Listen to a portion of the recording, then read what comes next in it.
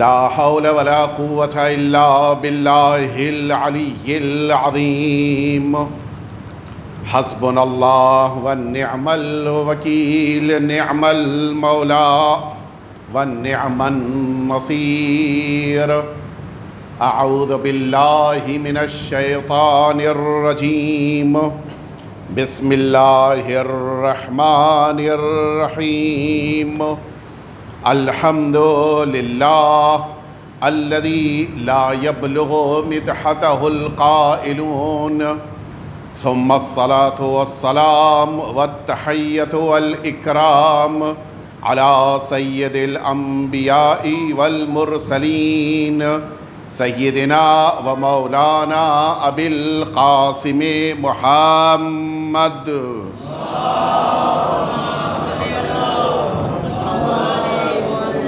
صلى الله عليه وعلى أهل بيته الأطيبين الأنجبين الذين أذهب الله عنهم الرجس وطهرهم تطهيرا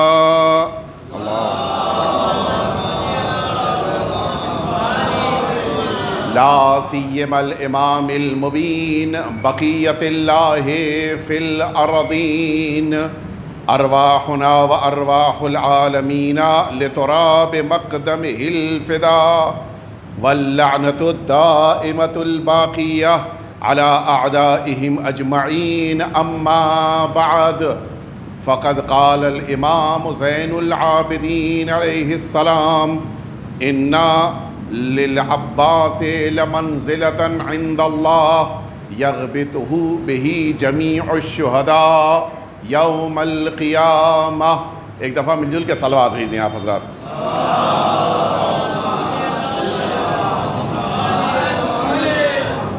اذان محترم، یہ مجالس عزا کا سلسلہ جو اس بارگاہ میں شروع ہوا ہے، جو مسلسل جاری و ساری ہے، آپ سبھی شریک ہوئے ہیں تاکہ تذکرہ کربلا کے ذریعے سے اپنی زندگیوں کو بہترین بنائیں اور ذکر واقعات کربلا کے ذریعے سے تمام بنی نوع آدم کو انسانیت کا پیغام دیں. یہ بہت بڑی سعادت ہے جو اللہ نے آپ کو عطا کی ہے، اور آپ کو اس لیے اس ذمہ داری کے لیے چنا ہے پروردگار نے کہ آپ اس ظرفیت کے مالک ہیں کہ جس ظرفیت کی بنا پر واقعات کربلا کو آپ اسی طرح سے اپنے دلوں میں قرار دے کر سوگ مناتے ہیں جس طرح سے کوئی اپنا قریب ترین عزیز، کوئی قریب ترین رشتہ دار کا غم مناتا ہے. ظاہر ہے کہ مجھے اپنے موضوع کو اپنے وقت کے اندر آج بھی اور بقیہ 4 دنوں میں مکمل کرنا ہے، لہٰذا میں جلدی سے آپ کو موضوع کی طرف لے کر آ جاؤں. میرا موضوع سرکار وفا کی ذات گرامی قدر ہے، وہ عظیم الشان شخصیت کہ جنہیں میدان کربلا میں سرکار سید الشہداء نے اپنے علم کا علم بردار بنایا تھا، وہ ذات کہ جنہیں اپنے لشکر کا سپہ سالار سرکار سید الشہداء نے قرار دیا تھا. سب سے عظیم شخصیت سرکار سید الشہداء کے بعد اگر میدان کربلا میں کوئی بہادری کی درجے کی بنا پر ہے تو وہ سرکار وفا کی ذات گرامی قدر ہے. سرکار وفا کی حیات طیبہ میں بہت سارے ایسے نقاط ہیں کہ جن کی بنا پر انسان ان کی فضیلت کو پیش کر سکتا ہے. آج میں سب سے پہلے مرحلے میں آپ کی خدمت میں اس شجاعت کو پیش کرنا چاہتا ہوں جو میدان کربلا میں سرکار وفا کی دنیا والوں کے سامنے آئی. یہ بہت بڑی فضیلت ہے. یہ شجاعت انسان کا جوہر ہے. انسان تبھی اپنے کمال کی طرف بڑھ سکتا ہے جب اس کے پاس یہ شجاعت اور بہادری کا جذبہ پایا جاتا ہو. اصل میں یہ شجاعت ایک ایسا جوہر ہے کہ جو پتہ چلتا ہے تب جب انسان مشکلات میں گھرا ہو. پتہ تب چلتا ہے کہ کتنا بہادر ہے جب سختیاں سامنے ہوں، جب مصیبتیں ہوں، یا بلکہ جملہ واضح کر دوں، حتیٰ میدان جنگ میں بہادر کون ہے اور بہادر کون نہیں ہے یہ بڑی آسانی سے پتہ چل جاتا ہے. اللہ نے نظام یہ رکھا ہے کہ جتنے، اس لفظ پہ توجہ دیجیے گا، اللہ کے نظام میں جتنے نمائندگان پروردگار آئے ہیں وہ سب شجاعت کے بہترین درجے پر فائز ہوتے ہیں۔ یہ بھی شناخت کا ایک ذریعہ ہے۔ اللہ رب العزت نے اسی قرآن مجید میں جس موقع کے اوپر اللہ کا لشکر ہے، اللہ کی فوج ہے اور سامنے مد مقابل آ چکا ہے کہ جو جنگ کرنا چاہتا ہے، یہ آپ جانتے ہیں کہ جالوت اور طالوت کے درمیان یہ جو جنگ ہے، اس جنگ میں جس موقع کے اوپر پوچھا گیا نبی پروردگار سے کہ ہمارے لشکر کا سردار کون ہوگا، اس موقع کے اوپر قرآن مجید کہہ رہا ہے کہ نبی نے کہا کہ ان اللہ اصطفیٰ علیکم، تمہارے لیے پروردگار نے منتخب کیا ہے۔ کیوں؟ وَبَسْطَةً فِي الْعِلْمِ وَالْجِسْمِ، علم اور جسمانی طاقت کی بنا پر، بہادری کی بنا پر ان کا انتخاب کیا گیا ہے۔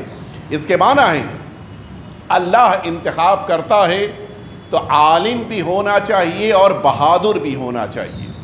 اگر دونوں میں سے کوئی ایک نہیں ہے، ایک بھی پوائنٹ اگر کم ہوا تو پھر وہ سب کچھ ہو سکتا ہے، الہی نمائندہ نہیں بن سکتا۔ اور اسی لیے اگر آپ غور کریں، دو چیزوں کی شرط تھی، علم اور شجاعت، اور سرکار وفا کے پاس جتنی شجاعت ہے اتنا ہی علم بھی ہے۔ میں عرض کروں گا آپ کی خدمت میں گفتگو آئے گی، لیکن آج جس مرحلے تک لے کر آنا ہے وہ سرکار وفا کی یہی شجاعت ہے کہ جس پر ہمیں توجہ دینا ہے۔ اللہ رب العزت کو سب سے زیادہ جو شے پسند ہے وہ انسان کی بہادری ہے۔ سب سے زیادہ انسان کی بہادری کو اللہ پسند کرتا ہے۔ بزدل کو اللہ کبھی پسند نہیں کرتا، میدان سے فرار کرنے والے کو اللہ کبھی پسند نہیں کرتا، رسول کو تنہا چھوڑ دینے والے کو اللہ پسند نہیں کرتا۔ توجہ فرمائیں، شجاعت کے لیے حضور اکرم کی معروف حدیث ہے جو اتفاق یہ ہے کہ فریقین نے لکھا ہے، اور بڑی مشہور حدیث ہے کہ ان اللہ یحب الشجاع، پروردگار اس شجاعت کو پسند کرتا ہے۔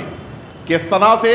ولو بقتل الحیہ، اگرچہ اس شجاعت کا مظاہرہ ایک سانپ کے مارنے ہی سے کیوں نہ سامنے آ جائے۔ سب سے چھوٹی شجاعت ہے سانپ کو مارنا، سب سے چھوٹی شجاعت ہے۔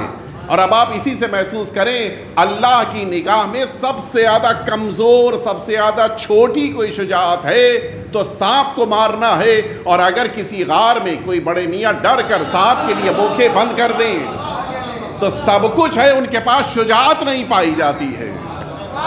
صلوات بھیج دے محمد وآل محمد پہ۔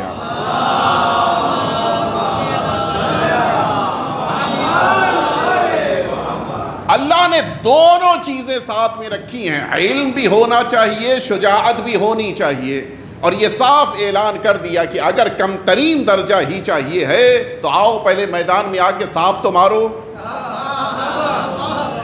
اور پھر اس کے بعد جو سب سے عظیم شجاعت ہے وہ میدان میں انسان کا ڈٹے رہنا ہے، مد مقابل کے سامنے سے نہ ہٹنا۔ یہ بہادری کی نشانی ہے۔ لوگ کہتے ہیں کہ وہ میدان سے بھاگے، لوگ کہتے ہیں کہ انہوں نے فرار کیا، لوگ کہتے ہیں، تاریخ کہتی ہے پہاڑ پہ جا کے پناہ لیا۔ تعجب کیسا ہے؟ میدان میں کھڑے رہنا سب سے بڑی بہادری ہے، لیکن سب سے چھوٹی بہادری ہے کہ سانپ کو مارا جائے۔ تو جو سانپ کو نہ مار سکے وہ میدان میں کیا کھڑا رہے گا؟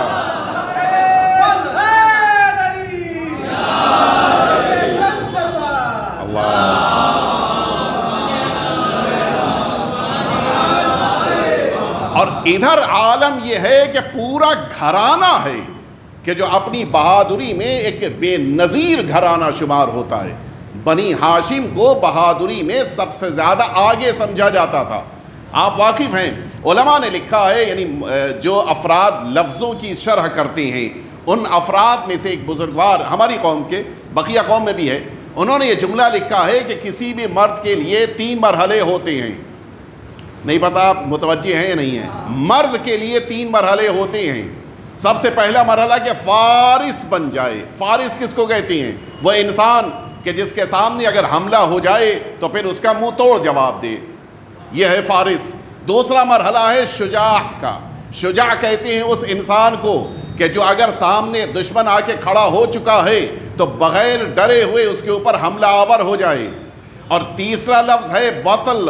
یہ جو سرکار وفا کے لیے لفظ آئے، چونکہ ہماری اردو زبان کوتا ہے، اس اردو زبان میں تینوں کے لیے ایک ہی لفظ شجاعت استعمال ہوتا ہے، شجاع کہا جاتا ہے۔ عربی زبان میں سرکار وفا کی القاب میں ایک لقب ہے بطل و کربلا، یعنی کربلا کا سب سے زیادہ بہادر۔ یہ بطل ہے کیا؟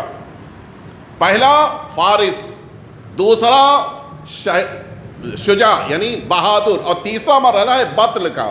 بطل کہتے ہیں اگر سارے ساتھی ساتھ میں نہ ہو، چھوڑ دیں، پھر بھی یہ اکیلا سارے لشکر سے ٹکرا جائے، اس کو بطل کہتے ہیں۔ اب آئیے میں آپ کو لے کے چلوں، جہاں تک والد کی بات ہے تو فارس یعنی اگر سامنے والے نے حملہ کیا تو پھر وہ چونکہ بچے گا نہیں، وہ کہیں چھوٹ نہیں سکتا۔ سرکار امیر المؤمنین نے عمر بن عبدود جس کو کہا جاتا ہے، اس کو اسی جنگ خندق میں پچھاڑ کے بتا دیا کہ اگر یہ لفظ فارس استعمال ہوگا تو میرے لیے استعمال ہوگا۔ وہ آیا تھا، مبارزہ طلب کر رہا تھا کہ کون میرے سامنے کھڑا ہو سکتا ہے۔ امیر المؤمنین آگے آئے اور پھر اس پہ حملہ کیا۔ وہ آیا تھا حملہ آور، چونکہ وہ خندق کو کراس کر کے آیا تھا، بڑی بہادری کا مظاہرہ کر رہا تھا۔ امیر المؤمنین نے ایک ضربت سے اسے فنار کر دیا۔ یہ پہلا مرحلہ۔ دوسرا مرحلہ ہے شجاع کا، یعنی اگر سامنے دشمن موجود ہے تو پھر اس کو للکار کے اس کے اوپر حملہ آور ہو جانا۔ یہ تو امیر المؤمنین کی خاص ادا ہے کہ جس ادا کے بارے میں پوری دنیا جانتی ہے کہ اگر میدان میں امیر المؤمنین آ گئے تو پھر وہ بچے گا نہیں سامنے والا۔ یہ امیر المؤمنین کی خاصیت ہے کہ جو ساری جنگوں میں ہمارے سامنے موجود ہے۔ جنگ صفین بھی اس کی بہترین مثال ہے۔ آپ تیسرے کی طرف آپ کو میں لے کے چلتا ہوں، بطل یعنی وہ کہ جو بے توئے لام، وہ انسان کہ جو اکیلا ہی سارے مجمع پر حاوی ہو جائے اور مجمع اس سے ڈر کے بھاگ رہا ہو۔ اگر بطل دیکھنا ہے تو آئیے میدان احد میں میں آپ کو دکھا دوں کون کہاں تھا اور علی کہاں پر تھے۔ ساری دنیا بھاگ رہی تھی، امیر المؤمنین کھڑے تھے۔ کیوں؟ یہ بطل ہیں، یہ بہادر ہیں۔ اور اب میں آپ کو لے کے چلوں، یہ تینوں خاصیتیں اللہ نے سرکار وفا کو بھی دی ہیں۔ سامنے والا اگر چیلنج کر رہا ہے تو پھر سرکار وفا کی تلوار کے نکلنے میں دیر نہیں لگی ہے۔ ولید کا دربار گواہ ہے، ذرا سی دھمکی کا لہجہ تھا اس کا اور وہاں ننگی تلوار نکل آئی۔ کیوں؟ فارس ہیں۔ دوسرا شجاعت کا مرحلہ، سرکار وفا کی شجاعت تو دنیا نے اس کا لوہا مانا ہے، میں ابھی واپس آؤں گا اس پہ۔ اور بطل کا موقع اگر آپ کو دیکھنا ہے کہ جہاں پر ساتھی کوئی نہ ہو، عجیب ہے، سرکار وفا میدان کربلا میں جناب علی اصغر سے پہلے سب سے آخر میں آئے ہیں۔ سب سے آخری مجاہد سرکار سید الشہداء کا یہ سرکار وفا ہیں، کوئی ساتھ میں نہیں ہے، اکیلے میدان میں آئے ہیں، لیکن بطل ہیں۔ کس انداز میں آئے کہ آنکھوں سے مجمع کو دیکھ رہے ہیں اور مجمع بھاگ رہا ہے۔ یہ ہے اصل بطل۔ توجہ فرمائی، دنیا میں کہیں آپ کو ایسی شخصیت نہیں ملے گی کہ جس کے لیے یہ تینوں لفظیں استعمال کی جائیں۔ اب میں آپ کو لے کے چلوں ذرا تاریخ میں جو شجاعت کا جوہر امیر المؤمنین کے اس بیٹے نے دکھایا ہے وہ کہیں اور نہیں ملے گا۔ تاریخ میں البتہ تھوڑا سا اختلاف ہے، لیکن اکثر مؤرخین نے لکھا ہے کہ جنگ صفین میں سرکار وفا تشریف لائے اور امیر المؤمنین سے اجازت لے کر جنگ صفین میں جب آگے بڑھے ہیں۔ صفین میں کون سا لشکر ہے؟ وہ لشکر ہے جو شام سے آیا ہے، وہ لشکر ہے کہ جو عراق میں اسی انبار کے اطراف میں رہنے والا ہے، یہ وہ ہیں جو مقابل میں آئے ہیں۔ ان لوگوں نے جیسے ہی چہرہ ڈھانپے ہوئے کسی جوان کو گھوڑے پر بیٹھ کے آتے ہوئے دیکھا، سارے مجمع نے کہا کہ اب بھاگو، علی آ گئے۔ اور سارا مجمع علی علی کر رہا تھا، علی علی کی آوازیں بلند کر رہا تھا کہ نہیں دائیں طرف جاؤ، بائیں طرف جاؤ، اس لیے کہ علی نے حملہ کر دیا ہے۔ یہ عجیب بیٹا ہے کائنات میں، امیر المؤمنین کے اس بیٹے کی انفرادیت تو آپ ملاحظہ فرمائیں، جو دشمنوں سے علی علی کہلوا لے اسے عباس کہتے ہیں۔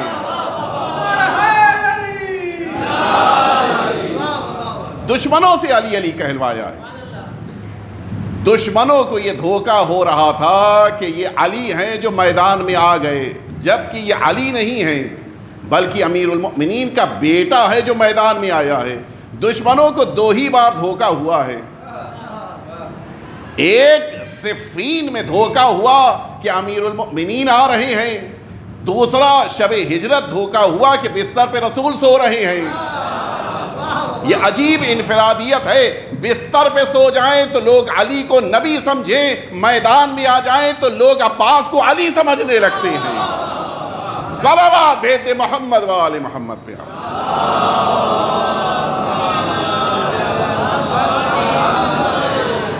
کون مقابلہ کر سکتا ہے سرکار وفا کا ان بہادری کے مراحل میں کہ جن مرحلوں میں بقیہ انسان پیچھے رہ جاتے ہیں. سرکار وفا کو وہ عظمت، وہ عزت، وہ سربلندی اللہ نے عطا کی ہے کہ جو سارے افراد، حتیٰ میدان کربلا میں یہ جو بنی ہاشم آئے ہیں، کچھ کو چھوڑ کر بقیہ سب کو فنون حرب سکھائے ہیں تو جناب عباس نے سکھائے ہیں.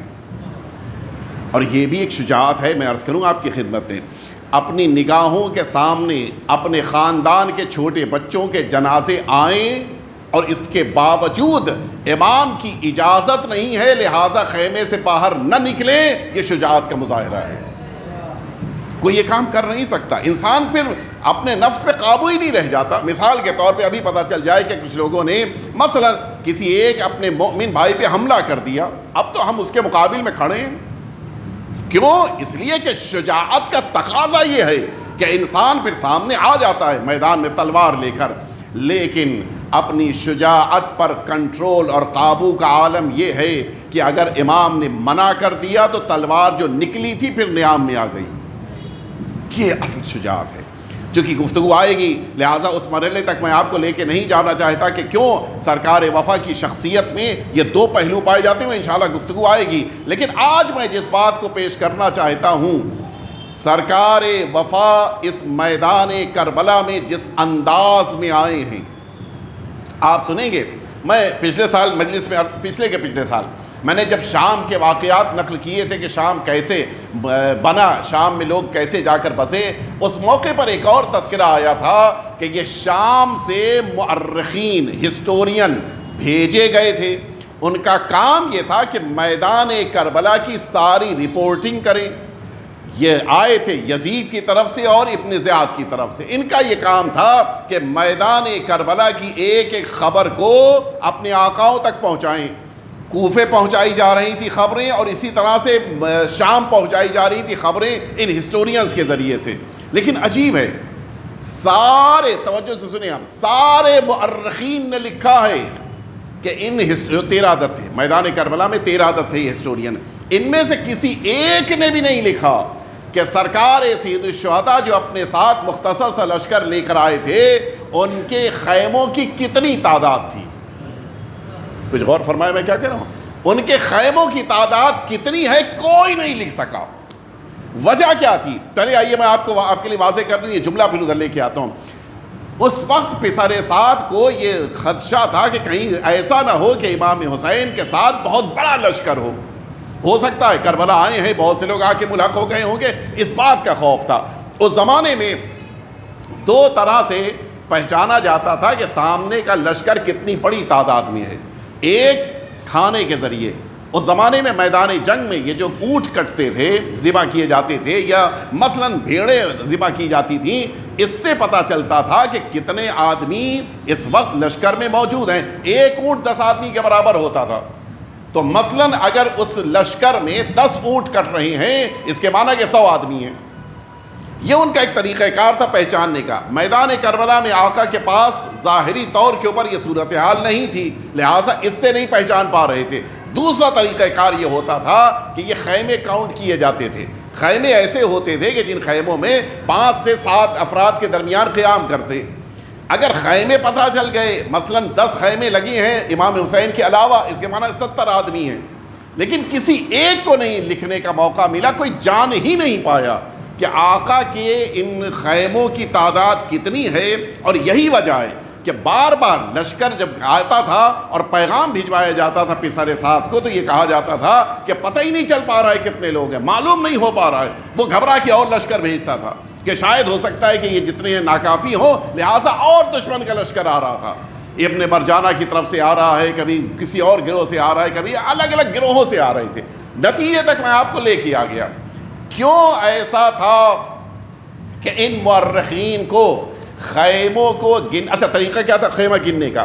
گھوڑے پر بیٹھ کے ایک طلایا پھرتے تھے. یہ جو طلایا پھرا جاتا تھا اس کا چکر لگایا جاتا تھا, پتہ چل جاتا تھا کتنے خیمے ہیں. خیموں کے مطابق پھر افراد معین ہو جاتے تھے. کسی ایک بھی مؤرخ اور ہسٹورین کی ہمت نہیں ہوئی کہ جا کر امام حسین کے خیموں کی تعداد کو شمار کر سکے.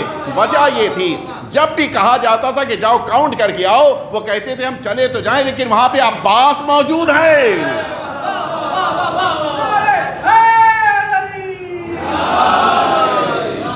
یہ وہ رعب ہے سرکار وفا کا, یہ دبدبا تھا سرکار وفا کا, ہمت نہیں تھی.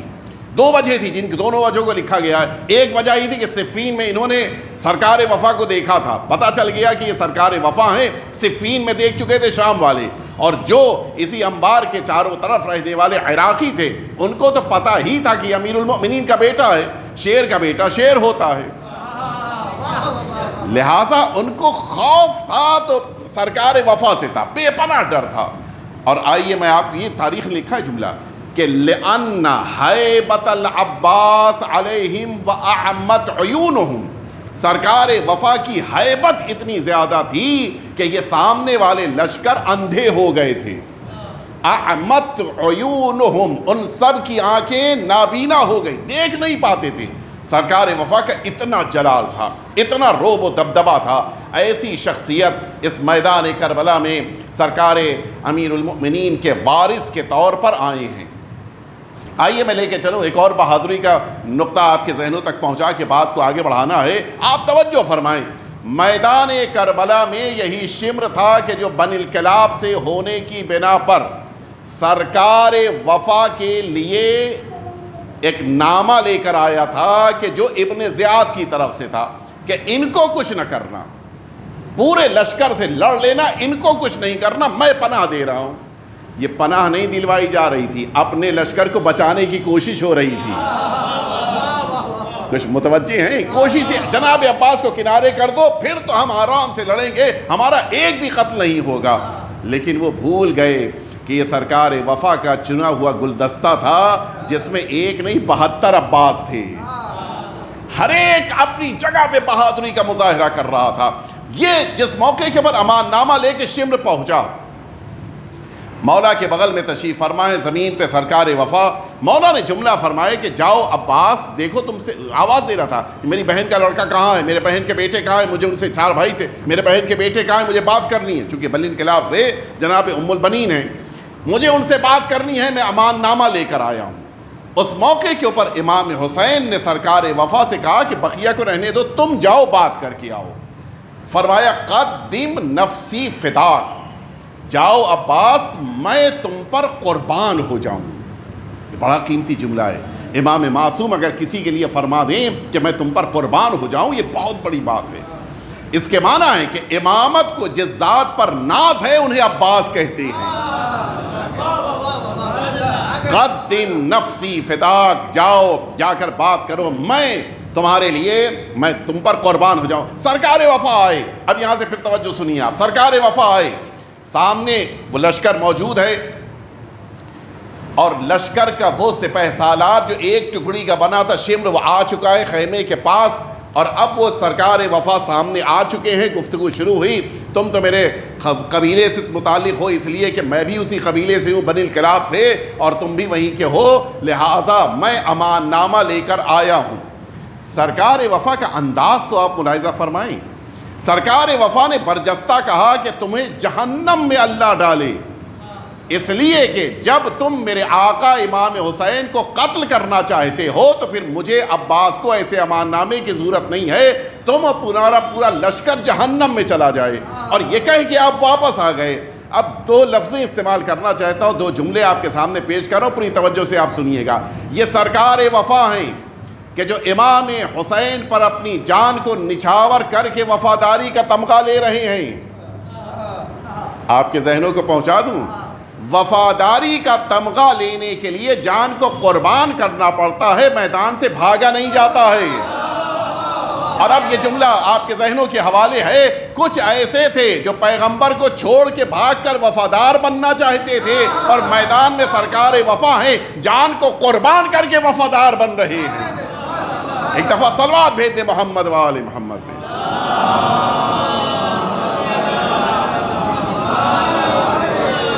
عجیب شان ہے سرکار وفا کی۔ آج چونکہ پہلا دن ہے اور بہادری کا تذکرہ ہے، لہٰذا میں وہ جملہ بھی آپ کی خدمت میں عرض کر دوں کہ سرکار امیر المؤمنین نے اپنے بھائی عقیل سے ایک جملہ فرمایا تھا، اختر لی امرأتن ولدتھا العرب، ایسے بہادر گھرانے کی، خاندان کی عورت کو تلاش کرو کہ جو بہادر ہو، خاندان بہادر ہو، لِأَتَزَوَّجَهَا، تاکہ میں اسے عقد کروں، اور پھر سَتَلِدُ لِي غُلَامًا، وہ میرے لیے ایک بچے کو قرار دے، بچے کو جنمے، تاکہ کیا ہو، لِيَنْصُرَ الْحُسَيْنَ فِي كَرْبَلَا، تاکہ وہ کربلا معلیٰ میں حسین کا مددگار بنے۔ آپ نے غور فرمایا، سرکار امیر المؤمنین یہ تمنا کر رہے ہیں کہ مجھے بہادر گھرانے کی خاتون ملے، تاکہ بہادر بیٹا دنیا میں آئے اور وہ کربلا میں میرے حسین کی مدد کرے۔ یہیں سے ماں کا کردار پتہ چلتا ہے، بہادر ماں ہوتی ہے تو بیٹا بھی بہادر ہوتا ہے۔ نہیں، آپ کے ذہنوں تک نہیں پہنچا پایا، میں اور واضح کر دیتا ہوں۔ یہ جملہ جو میں نے شروع میں کہا تھا کہ شیر کا بیٹا شیر ہوتا ہے، یقیناً شیر کا بیٹا شیر ہوتا ہے، بشرطے کہ ماں بھی بہادر ہو۔ یہ ماں کا کمال ہے، اور ماں کا کردار آپ محسوس کریں۔ سرکار امیر المومنین نے ایک بیٹے کی تمنا کی تھی تاکہ وہ کربلا میں اپنی جان کو حسین پہ قربان کرے، اور اس میدان کربلا میں جناب ام البنین کی آغوش میں پرورش پانے والے 4 بیٹے ہیں جو قربان ہوئے ہیں۔ اور فرمایا ایک امیر المؤمنین نے تمنا کی ہے اور 3 اور جناب ام البنین نے تیار کیے ہیں۔ مجھے جملہ کہنے دیجئے، میدان کربلا میں سرکار امیر المؤمنین کی طرف سے جناب عباس نے قربانی پیش کی ہے، اور بقیہ 3 بھائیوں نے ماں کی طرف سے قربانی پیش کی ہے۔ ایک بیٹے کی تمنا امیر المؤمنین نے کیا ہے، باقی 3 بیٹوں کو بھیجا ہے میدان کربلا میں خود ام البنین نے۔ یہ عجیب انفرادیت ہے۔ اور پھر اس میدان کربلا میں سرکار وفا کا عالم یہ ہے، منظر یہ ہے کہ جدھر سے بھی گزر جائیں ادھر لوگوں کے دلوں میں رعب و دبدبہ پیدا ہو جاتا تھا۔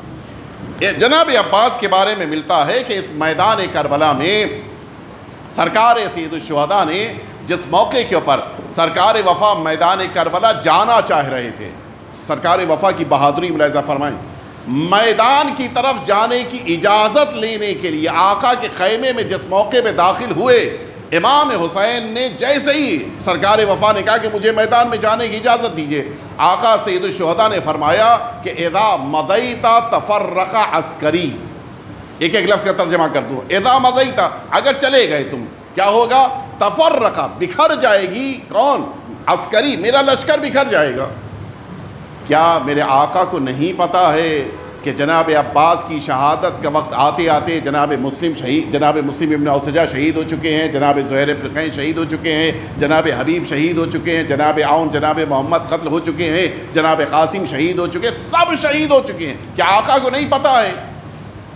آقا کو پتا ہے، اچھے سے جانتے ہیں کہ سرکار وفا اکیلے ہیں۔ پھر امامت نے یہ جملہ کیوں فرمایا؟ وقت کے امام کا جملہ فرماتے ہیں کہ اگر اذا مضیت تفرق عسکری، اگر تم چلے گئے میری فوج بکھر جائے گی۔ اس کے معنی ہے اپنی نگاہ سے غازی عباس کو نہ دیکھیے، حسین کی نگاہ سے غازی عباس کو دیکھیے۔ ہم عباس کو اکیلا سمجھتے ہیں، حسین پورا لشکر سمجھتے ہیں۔ صلوات بیت محمد وآل محمد۔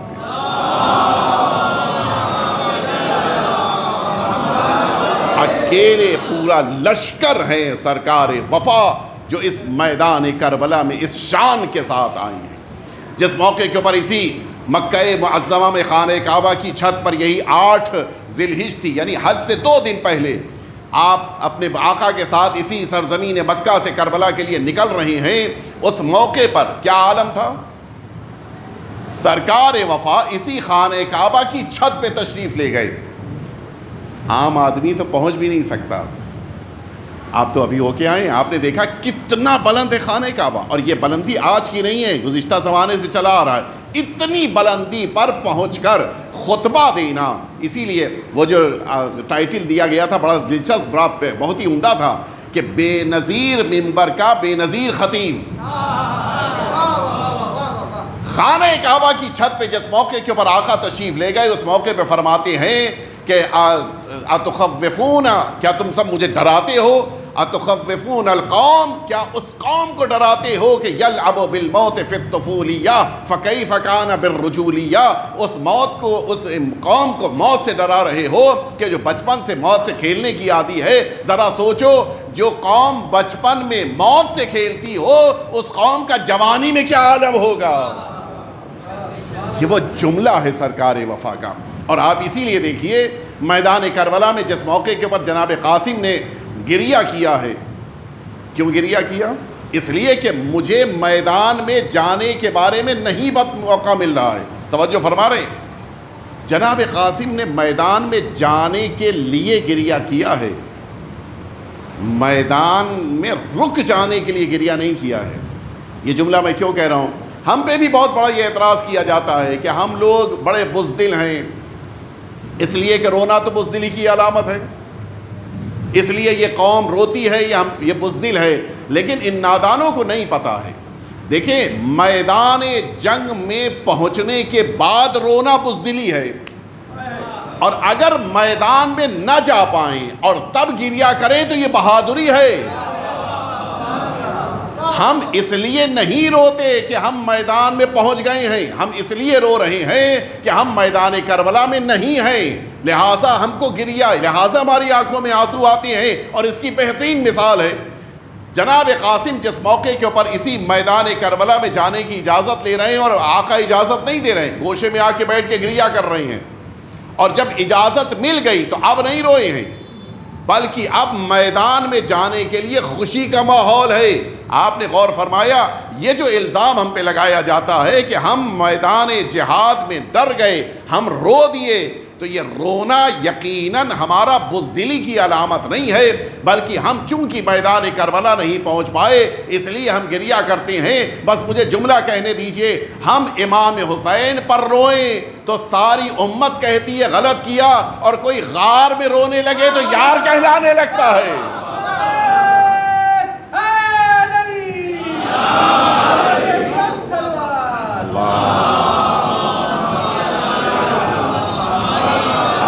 اگر معیار یہی ہے تو پھر اس کو تو سب سے پہلے وہاں استعمال کیا جانا چاہیے۔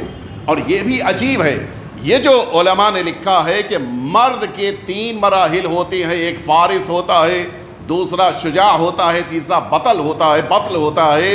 اس میں انہوں نے لفظ جو استعمال کیا بڑا قیمتی ہے، انہوں نے لکھا ہے کہ مرد کے 3 مراحل ہوتے ہیں، کسی بھی مرد کے لیے 3 مراحل ہوتے ہیں، یا وہ فارس ہوگا، یا وہ شجاع ہوگا، یا بطل ہوگا، لیکن جس کے اندر یہ تینوں نہ ہو تو شاید جواب ملے گا کہ ہم نے تو پہلے ہی کہہ دیا تھا کہ شجاعت کا جلوہ امام اس کے پاس ہوتا ہے جو مرد ہوتا ہے، بہادر ہوگا تب یہ مرحلہ آئے گا۔ اور اب میں آپ کو لے کے چلوں سرکار وفا کی وہ ذات کہ جس ذات نے اس میدان کربلا میں سرکار وفا کے لیے وہ نقوش ساری امت کے سامنے قرار دینے کے لیے چھوڑے ہیں کہ جو واقعاً سب سے زیادہ بے نظیر ہیں۔ سرکار وفا اسی میدان کربلا میں جب تشریف لائے ہیں، اپنے ہاتھوں سے سرکار وفا نے خیمے نصب کیے ہیں، اور اپنے ہاتھوں سے امام کے کہہ دینے کے بعد انہی خیموں کو ان جگہوں سے اٹھایا ہے۔ ایک اعتراض کیا جاتا ہے سرکار وفا سے متعلق جو میں عرض کرنا چاہوں گا کہ معاذ اللہ ثم معاذ اللہ، سرکار وفا کی سیرت 2 طرح کی ہے جو بالکل ایک دوسرے کے اگینسٹ ہے، 180 ڈگری کا فرق ہے۔ ایک سیرت کچھ ہے، معاذ اللہ دوسری سیرت کچھ اور ہے۔ وہ سرکار وفا کہ جن کا عالم یہ ہے کہ دشمن دیکھ کے لرزتا ہے، ان کا عالم یہ ہے کہ میدان صفین میں آ جائیں تو شام کا لشکر بھاگنے لگتا ہے، تو پھر اگر واقعاً اتنے بہادر ہیں، ماں بہادر گھرانے کی ہے، والد ان کے شجاع ہیں، پورا والد کا گھرانہ شجاع ہے، خود آپ بہادر ہیں، تو پھر یہ 2 سیرت کیوں؟ جنگ صفین میں تلوار لے کے میدان میں آ گئے، لیکن ادھر ایک اور موقع آیا، بھائی کے جنازے پہ تیر برس رہے ہیں لیکن غازی نے تلوار نہیں نکالی۔ یہی غازی میدان کربلا میں جس موقع پہ یہ کہا گیا کہ یہاں سے نہر فرات کے کنارے سے خیمے ہٹائے جانے ہیں، وہاں پہ تلوار نہیں نکلی۔ اگر انسان بہادر ہوتا ہے تو ہر جگہ بہادر ہوتا ہے، یہی فرق سمجھنے کی ضرورت ہے۔ اگر بہادر ہے تو ہر جگہ بہادر ہونا چاہیے۔ یہ کون سی بات ہے؟ ایک جگہ بہادری ہے، سرکار امیر المؤمنین کے سر پہ جس موقع میں ضربت لگی ہے سن 40 ہجری میں، سرکار وفا موجود تھے۔ آپ کی تو تلوار نکل آتی ہو، ابن ملجم کو اسی وقت قتل کر دیتے، نہیں، تب بھی تلوار نہیں نکلی۔ سرکار وفا کی ایک سیرت بے پناہ بہادری، دوسری سیرت تلوار نیام میں ہے، باہر نہیں آئی۔ جس موقع کے اوپر یہی اس کا لشکر آیا ہور کا اور اس نے راستہ روکا ہے، سرکار وفا کی تلوار نکلی، پھر دوبارہ نیام میں چلی گئی۔ یہ بہادری نہیں ہے معاذ اللہ۔ یہ جو اعتراض کیا جاتا ہے، میں آپ کے لیے واضح کر دوں کہ بہادری کی ہی بنا پر دونوں طرح کی سیرتیں سامنے آئی ہیں۔ یہ دونوں موقعوں پہ بہادری ہے۔ وہ بھی بہادری ہے کہ جب تلوار لے کے دشمنوں پہ ٹوٹ پڑیں، اور وہ بھی بہادری ہے کہ جب تلوار کو نیام میں رہنے دیں، نہ نکالیں۔ فرق کیا ہے دونوں میں؟ نہ تو غازی میدان صفین میں تلوار لے کے حملہ آور ہوئے خود سے، اس لفظ خود سے بغور کیجئے گا، نہ تو خود سے میدان میں تلوار لے کر گئے، نہ کسی اور موقع پر مولا نے خود سے تلوار کو نیام میں رہنے دیا، نہیں، بلکہ میدان میں گئے تو حکم امام سے، تلوار نہیں اٹھائی تو حکم امام سے۔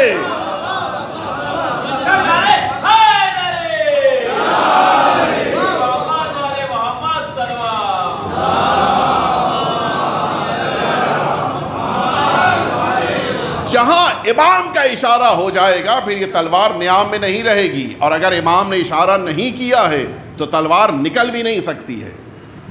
آپ ذرا سوچیں، اگر واقعاً سرکار سید الشہداء نے غازی کو میدان کربلا میں جنگ کی اجازت دے دی ہوتی تو آج کربلا کا نقشہ بدل چکا ہوتا۔ یہ خود سرکار سید الشہداء نے غازی سے تلوار لے کر بتا دیا کہ شجاع وہ نہیں ہے جو اسلحوں کی بنا پہ شجاع بنتا ہے، بلکہ حقیقی شجاع وہ ہے کہ جو اگر اسلحہ ہاتھ میں نہیں ہے پھر بھی فوج لرز رہی ہو۔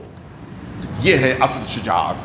اور اسی لیے سرکار وفا کا سب سے بڑا درس یہی ہے، ہمارے دلوں میں شجاعت کا جذبہ ہونا چاہیے۔ جو شجاعت کی تعریف ہے یہی تعریف ہے کہ مشکلات میں گھرے ہونے کے باوجود دل مضبوط رہے، یہ اصل شجاعت ہے۔ اور اس سلسلے میں اگر سرکار وفا کو دیکھا جائے تو بالکل منفرد شخصیت ہے۔ آپ کی شجاعت سے متعلق میں ایک جملہ عرض کروں آپ کی خدمت میں۔ سرکار وفا کا تو یہ عالم ہے کہ آج بھی عرب اپنی بات کو مضبوط کرنے کے لیے سرکار وفا کی قسم کھاتے ہیں۔ ایک ایسا بہادر کہ جس کو دنیا سے گئے ہوئے 1400 سال ہو چکے ہیں تقریباً، آج بھی لوگ ان کی بہادری کی بنا پہ ان کی قسم کھاتے ہیں، یہ امت کو بتاتے ہیں اگر امام وقت کی نگاہوں میں کوئی بہادر بن جاتا ہے تو صدیاں گزر جانے کے بعد بھی زندہ رہتا ہے۔ اور پھر اسی لیے سرکار وفا کا وہ جملہ جو میں نے عرض کیا، اتخوفون قوما یلعب بالموت فی الطفولیہ فکیف کان فی الرجولیہ، جناب قاسم نے وہی جملہ فرمایا تھا، لیکن کیسے؟ احلی من العسل، کیف الموت عندک یا بنی، بیٹا تمہارے نزدیک یہ موت کیسی ہے؟ جب آقا سرکار سید الشہداء نے جناب قاسم سے پوچھا، برجستہ کا احلی من العسل، سب سے زیادہ جو چیز میٹھی سمجھی گئی ہے وہ یہ عسل ہے، شہد ہے۔ فرمایا شہد سے زیادہ شیریں ہے۔ جناب علی اکبر جس موقع کے اوپر میدان کربلا کی طرف تشریف لا رہے ہیں، سرکار سید الشہداء نے فرمایا کہ میں نے خواب دیکھا ہے کہ یہ لشکر آگے جا رہا ہے اور پیچھے پیچھے موت چل رہی ہے۔ جناب علی اکبر نے پوچھا کہ السنا علی الحق، بابا کیا ہم لوگ حق پر نہیں ہیں؟ مولا نے جواب دیا کہ ہم حق پر نہ ہوئے تو کون ہوگا؟ جیسے ہی یہ جملہ سنا فرماتے کہ اذن لا نبالی بالموت، اب علی اکبر کو موت کا خوف نہیں ہے۔ یہ جملہ ہے جناب علی اکبر کا۔ سرکار امام سجاد پچھلے سال میں پڑھ چکا ہوں، جس موقع کے اوپر یزید کے دربار میں ہیں اور یزید نے کہا کہ کیا موت سے ڈر نہیں لگتا، اتنے نٹر ہو کے بات کر رہے ہیں، کیا موت کا خوف نہیں ہے؟ اس موقع کے اوپر مولا نے کیا چوتھے امام کا جملہ مولا نے فرمایا تھا اتخوفونی بالموت، کیا تم مجھے موت سے ڈراتے ہو؟ سید سجاد نے یہ جملہ بتا دیا کہ امام حسین کے بیٹوں میں کسی کے دل میں بھی موت کا خوف نہیں ہے۔ جناب علی اکبر کا جملہ آپ نے سنا، امیر المؤمنین کے بیٹے سرکار وفا کا جملہ آپ نے سنا، امام سجاد کا جملہ آپ نے سنا، امام حسن کے بیٹے جناب قاسم کا جملہ آپ نے سنا، لیکن ایک بڑا منفرد موقع میدان کربلا میں آیا ہے، اس پہ تھوڑی سی توجہ آپ دے لیں۔ اس میدان کربلا میں سب بہادر ہیں اور اپنی بہادری کا اظہار کرنے کے لیے سب نے زبان سے کہا کہ ہمیں موت کا خوف نہیں ہے، سب نے زبان سے کہا۔ چوتھے امام نے، جناب علی اکبر نے، خود جناب عباس نے اور خود جناب علی اکبر نے، سب نے کہا۔ لیکن ایک اتنا کم سن ہے میدان کربلا میں کہ جو زبان سے نہیں کہہ سکتا کہ میں بھی بہادر ہوں اور میں شجاع ہوں، زبان سے نہیں کہہ سکتا۔ البتہ امام سے گفتگو کریں گے لیکن امت کو نہیں سنائی دے گا۔ اگر یہ 6 ماہ کا بچہ میدان کربلا میں یہ بتانا چاہ رہا ہو کہ میں بھی علی اکبر کا بھائی ہوں، میں بھی سید سجاد کا بھائی ہوں، میں بھی عباس کا بھتیجا ہوں، میں بھی قاسم کا بھائی ہوں اور میں بھی علی کا پوتا ہوں، تو کیا کرے، کیسے بتائے؟ اچھا، میدان میں جانے کے لیے جھولے سے زمین پہ آ گئے، اب بھی مورخ کہہ سکتا ہے کہ اپنے اختیار سے نہیں، امام حسین گود میں لے کے آ گئے۔ میدان کربلا میں دشمنوں کے سامنے اپنی زبان کو خشک ہونٹوں کے اوپر آپ نے پھیرا، دشمن ابھی بھی کہہ سکتا ہے کہ بچے کی بہادری تو نہیں سمجھ میں آئی۔ ایک موقع ہے کہ جس عمل کے ذریعے سے اس ننھے مجاہد نے بھی بتا دیا کہ مجھ کو بھی کم بہادر نہ سمجھنا، دنیا جس موقع کے اوپر زخمی ہو جائے، دنیا جس موقع کے اوپر قتل کے لیے بالکل آخری لمحات ہو، اس کے چہرے کے اوپر، پیشانی کے اوپر پسینہ ہوتا ہے، گھبرایا ہوا ہوتا ہے، بے چین ہوتا ہے، لیکن میدان کربلا نے عجیب منظر دکھایا، بچے کے گلے پہ تیر لگا اور بچے نے مسکرا کے بابا کو دیکھا، شاید یہ کہنا چاہ رہے ہیں کہ بابا میں بھی علی کا پوتا ہوں، میں بھی موت سے نہیں ڈرتا ہوں۔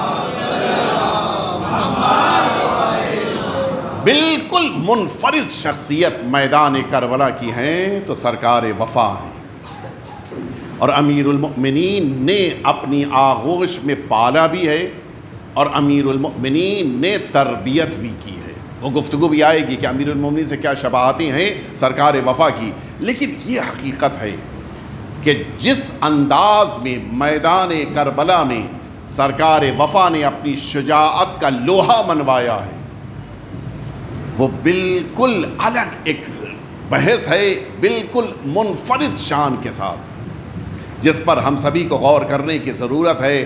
دیکھیے، انسان جس موقع کے اور بہادری، اسی لیے میں مصائب نہیں پڑھ رہا ہوں، بہادری اس کو کہتی ہیں، جس موقع کے اوپر مصائب نہیں پڑھ رہا ہوں میں، جس موقع کے اوپر سرکار وفا کے داہنا بازو قلم ہوا، علم اور مشکیزہ بائیں ہاتھ میں، لیکن احتیاط یہ ہے کہ مشکیزے کو دہن میں بھی قرار دیا۔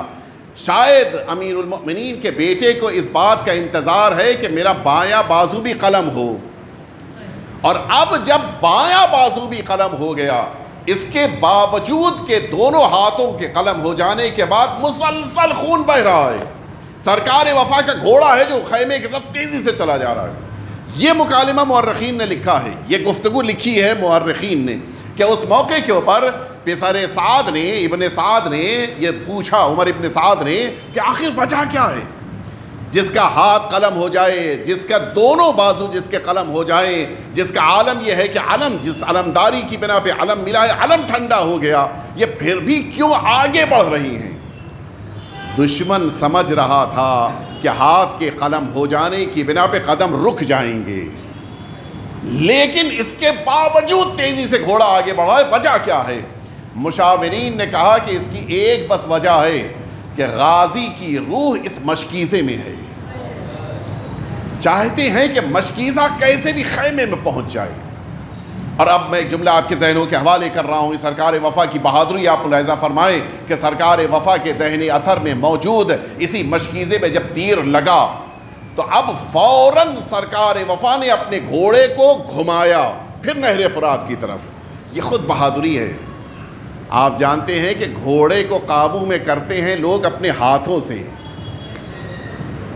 غازی نے اس گھوڑے کو جو موڑا ہے، دونوں ہاتھ قلم ہو چکے ہیں، گھوڑے کو جو موڑا ہے مورخین نے لکھا ہے کہ پیروں کی طاقت سے موڑا ہے۔ یہ بہت بڑی بات ہے، انسان اپنے پیروں کی طاقت کا مظاہرہ اس طرح سے کرے کہ جو گھوڑے ہاتھوں سے قابو میں نہ آتے ہو، اس گھوڑے کو بھی مولا اپنے پیروں سے قابو میں کر رہے ہیں۔ کون مقابلہ کر سکتا ہے سرکار وفا کا؟ اور اسی لیے سب سے زیادہ جس پر ناز تھا اہل حرم کو، وہ سرکار وفا کی ذات ہے۔ سب سے زیادہ جن کو مدد کے لیے بلایا گیا وہ سرکار وفا کی ذات ہے۔ آئیے، میں ظاہر ہے کہ آج جمعہ کا دن گزرا ہے اور مسلسل آپ یقیناً مجالس عزا میں شرکت کر رہے ہیں، اور یہ موضوع انشاءاللہ بقیہ 4 دنوں میں بھی آپ کے سامنے رہے گا۔ سرکار وفا کی حیات طیبہ کا وہ نیا اور اگلا پہلو آپ کے سامنے عرض کرنا ہے، لیکن آئیے میں آپ کو لے کے چلوں اسی آج کی جمعے کی مناسبت سے کہ واقعاً ایک خاص رشتہ ہے آخری امام کا سرکار وفا سے، ایک عجیب رشتہ ہے۔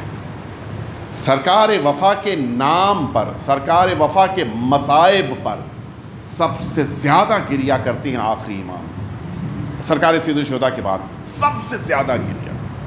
اتنی محبت ہے کہ جس موقع کے اوپر میں تفصیل کسی دن آئے گی لہٰذا عرض کروں گا کہ سرکار وفا کے لیے فرمایا آخری امام نے کہ ان سے توسل کرو، سرکار وفا سے مانگو۔ انشاءاللہ عرض کروں گا، یہ گفتگو آئے گی، آج موقع نہیں ہے، وقت بھی نہیں ہے میرے پاس۔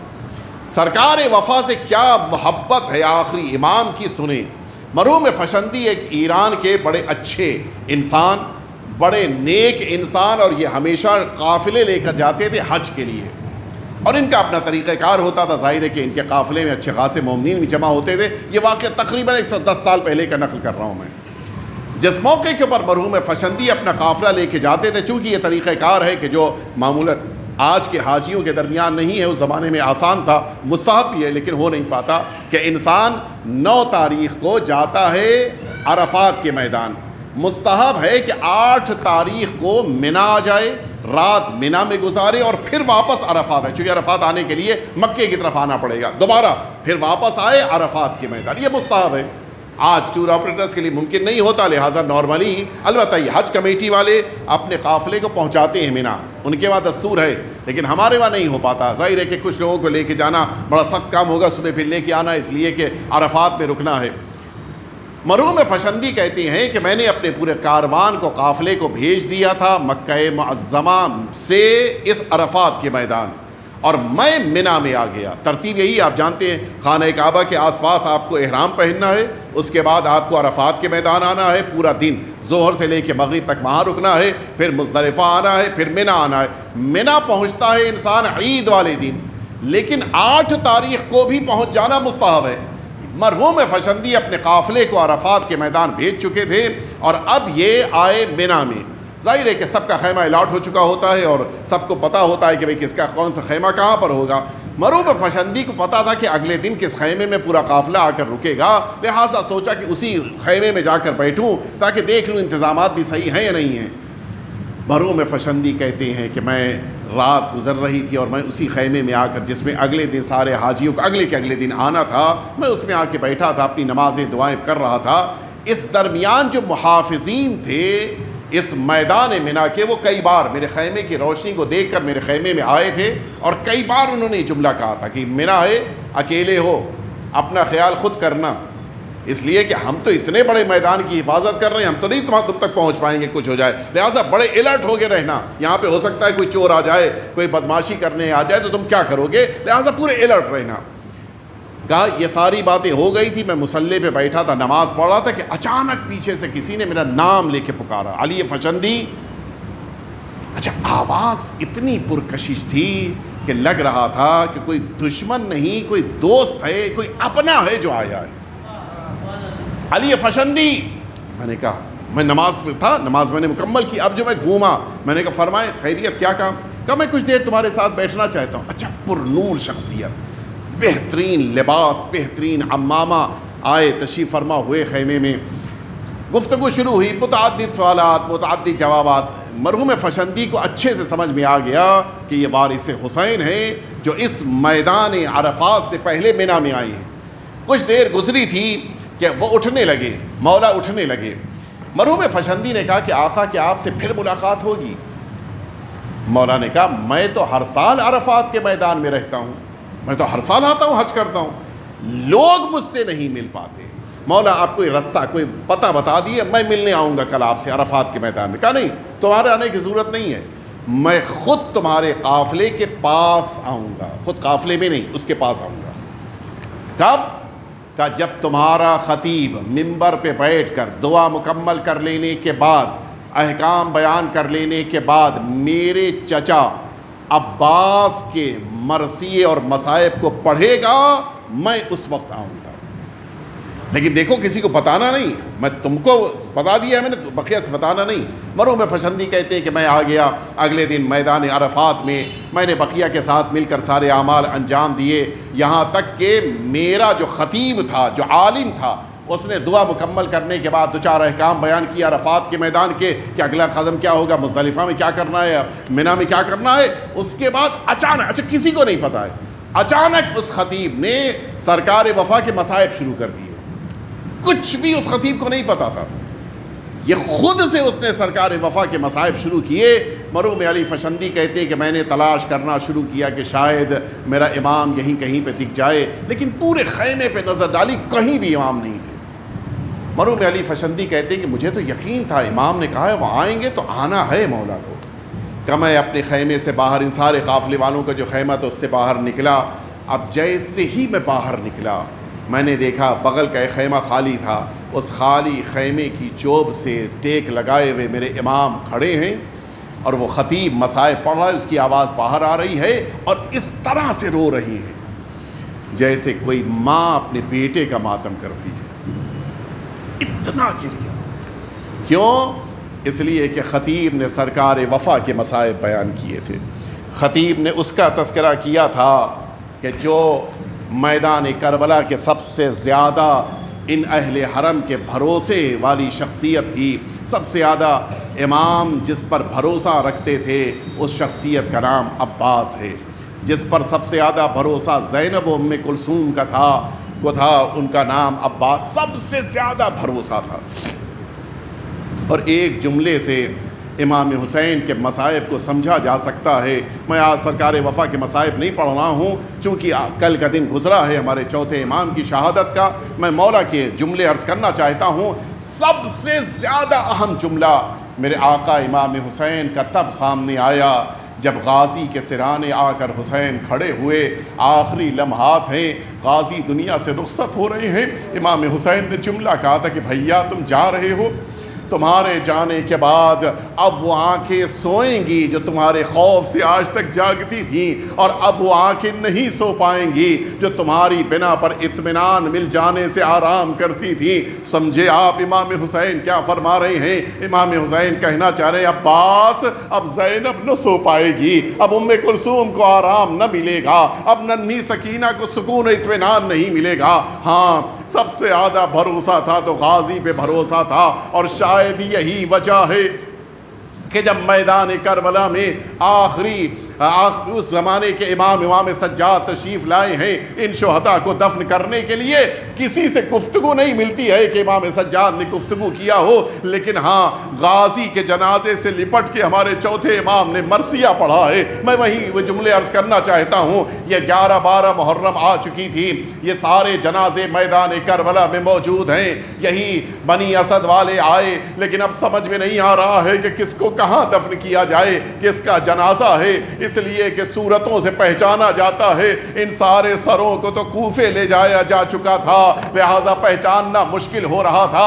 یہی بنی اسد کے جوان کہتے ہیں کہ ہم سب اسی پس و پیش میں تھے کہ ہم کریں تو کیا کریں۔ اچانک کوفے کی طرف سے خاک اڑنی شروع ہوئی، ہم نے دیکھا کہ گھڑ سوار آ رہا ہے، جلدی جلدی ہم نے خود سب کو پیڑ کے پیچھے چھپایا۔ لیکن سنیں گے عزاداروں، اچانک آواز بلند ہوئی، اے بنی اسد والو تم سبھی ٹھہر جاؤ، اس لیے کہ سید سجاد اپنے بابا کو دفن کرنے کے لیے آئے ہیں۔ کہتے ہیں کہ سید سجاد جس موقع مرحوم مکرم نے لکھا ہے میدان کربلا میں آئے، اپنے بابا کے جنازے کو بلند کیا، فرماتے ہیں ہذا قبر حسین ابن علی، یہ قبر کے اوپر لکھا، اور اس کے بعد اس قبر میں امام حسین کو دفن کیا، سینے کے اوپر علی اصغر کو لٹایا، پہلو میں جناب علی اکبر کو لٹایا، اس کے بعد سارے شہداء کے جنازے جمع کیے اور لا کے گنج شہیداں میں دفن کیا، اور اس کے بعد امام سجاد آگے بڑھے۔ سن سکیں گے عزاداروں، اب جیسے ہی امام آگے بڑھے، ان بنی اسد کے جوانوں نے چاہا کہ مدد کریں، فرماتے نہیں میری مدد نہ کرو، ان معی من یعیننی، میرے مددگار موجود ہیں۔ مولا آپ کا کون مددگار ہے؟ شاید کہنا چاہ رہے ہوں کہ میرے علی مرتضیٰ آ چکے ہیں، پیغمبر اکرم مدد کے لیے آ چکی ہیں، میری ماں سیدہ عالمیان آ چکی ہیں۔ امام سجاد آگے بڑھے اور نہر فرات کے کنارے ایک جنازے کو بلند کیا، جیسے ہی آگے بڑھے ایک لحد تیار دکھی، اس لحد میں امام سجاد نے اپنے چچا کو دفن کیا۔ لیکن سنیں گے عزاداروں، مقتل کی لفظیں ہیں، ادھر یہ بنی اسد کے جوان دور کھڑے ہوئے دیکھ رہے تھے، لیکن امام سجاد اس لحد سے واپس اوپر کی طرف نہیں آ رہے ہیں، سب بے چین ہیں کہ ہوا کیا۔ اب جو اچانک آگے بڑھے اور منظر یہ دیکھا، امام سجاد اپنے چچا کے جسم سے لپٹ کر ان کی کٹی ہوئی گردن پہ اپنا رخسار رکھے ہوئے آواز دے رہے تھے، اے میرے غیرت دار چچا، آپ یہاں پہ سو رہے ہیں، وہاں آپ کی بہن زینب، وہاں آپ کی بہن ام کلثوم یہ سربراہ شام کے بازار کی طرف لے جائی جا رہی ہیں۔ اور بس اتنا ہی نہیں بلکہ جملہ فرماتے، اے میرے غیرت دار چچا، وہ 4 سالہ سکینہ ہر تماچے پہ آپ کو یاد کرتی ہے، اس ننھی سی سکینہ کا دامن جلا، اس نے وہاں بھی آپ کو یاد کیا، گوشوارے چھنے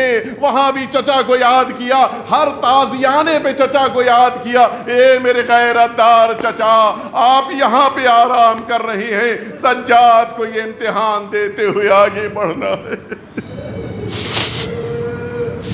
الا لعنت اللہ علی القوم الظالمین وسیعلم الذین ظلموا ای منقلب ینقلبون۔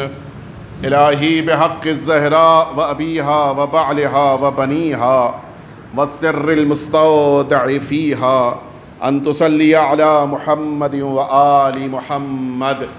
پروردگار ہم سبھی کے آقا اور مولا کے ظہور میں تعجیل فرما۔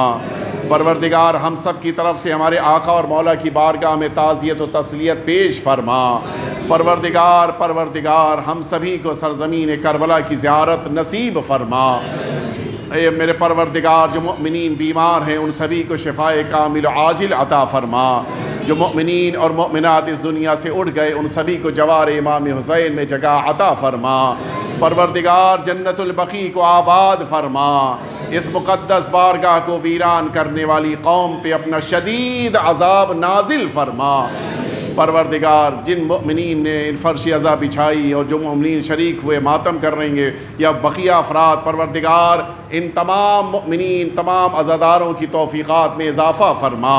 پروردگار جتنے مؤمنین اور مؤمنات دنیا کے مختلف علاقوں میں ہیں سب کی جان مال عزت آبرو اور ایمان کی حفاظت فرما۔ ربنا تقبل منا انک انت السمیع العلیم۔